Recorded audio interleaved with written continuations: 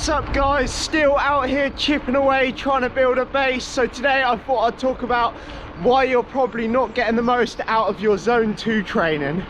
But first two things, look at that sky. Can't really, typical, I'm in the trees now, you can't really see it, but it's like a red sunrise this morning. And secondly, I can take absolutely zero credit for this because I heard it on a podcast, but it really hit with me, and it was about switching up your mindset. I've fallen for this quite a bit in the past and thinking I have to get up tomorrow to hit 4 hours zone 2. It shouldn't have to be anything.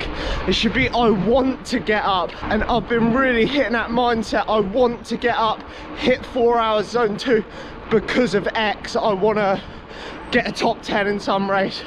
But if that sky doesn't make you want to get up and ride your bike, you need some time off.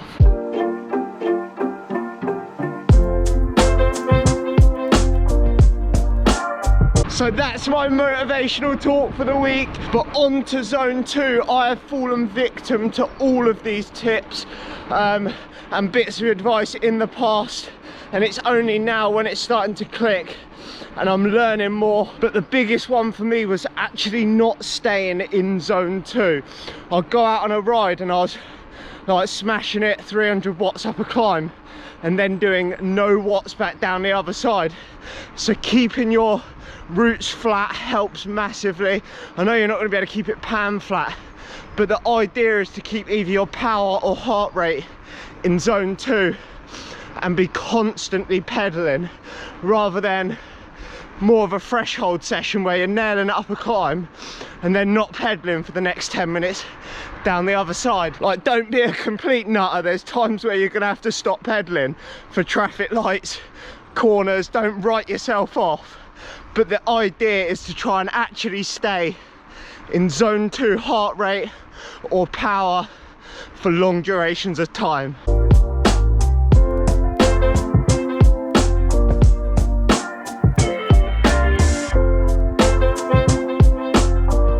Secondly, the amount of time you're actually spending in zone 2.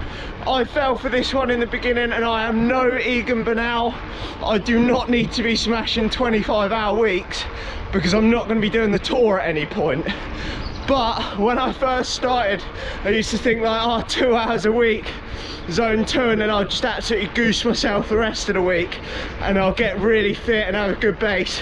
It doesn't quite work like that. It'll be different from athlete to athlete, but you will need to commit to a good chunk of time, whether it's 6 hours to start. I've slowly built up to a 15-hour week, but 1 2-hour ride a week in zone 2 is just not going to cut it to build your endurance and your base level.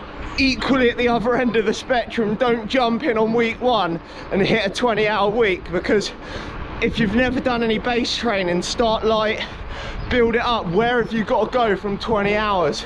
There just won't be enough time in a week if you've got a full-time job, family, etc. So start at your minimum level, slowly build it up to more of a peak.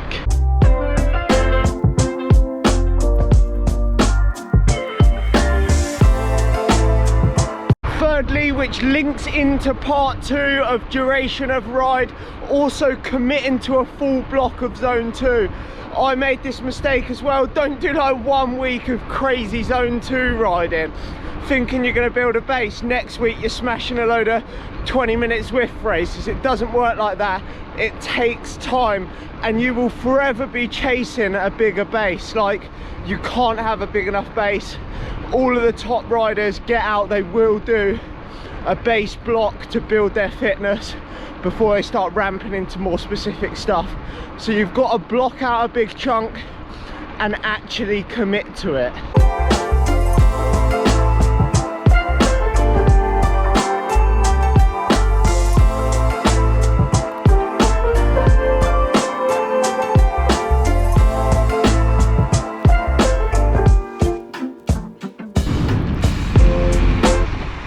And here she is, the reason why people actually watch my YouTube videos.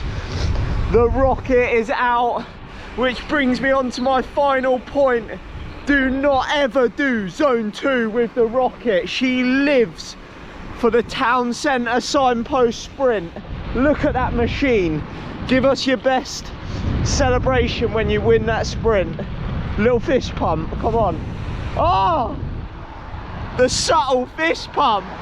That's what she goes for.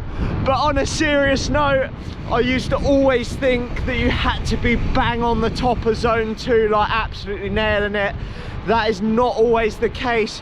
You will still get an adaptation from being lower zone 2. The way I do it, I go off feel. So like the first 20 minutes of my ride, I'll know how my legs are feeling. If they're feeling terrible, I'll aim for lower zone 2. If I'm out and I'm feeling good, I'll aim for upper zone 2. You've just got to go off feel and see how your body's feeling, rather than feeling like, oh God, all the time I've got to hit 220 watts because that's right at the top of zone 2. That is not the case. Sometimes you just got to rein it in and go for a chilled one. So how are the legs feeling today, champ? Not tip top. Not tip top. The rocket has been hitting the weights and getting jacked recently. Leg day yesterday and she is struggle central, so I might be able to take the signpost sprint this week. My celebration's gonna be just a one finger in the air for number 1 champion this week. Look at her hanging out on unseen footage.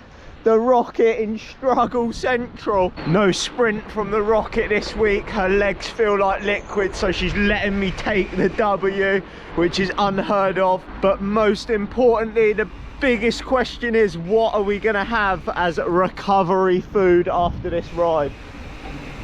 You just want me to say I'm gonna make you pancakes? Yeah. I'm not. You're not making me pancakes? Oh God, I'm gonna have to make myself something. Miserable. She's miserable because I took the win in the sprint. Woo. So no pancakes to finish today's training, but instead we've got omelette and ham and cheese toasty. But ham and cheese toasty doesn't look as appealing, but is on par with pancakes, I'd say.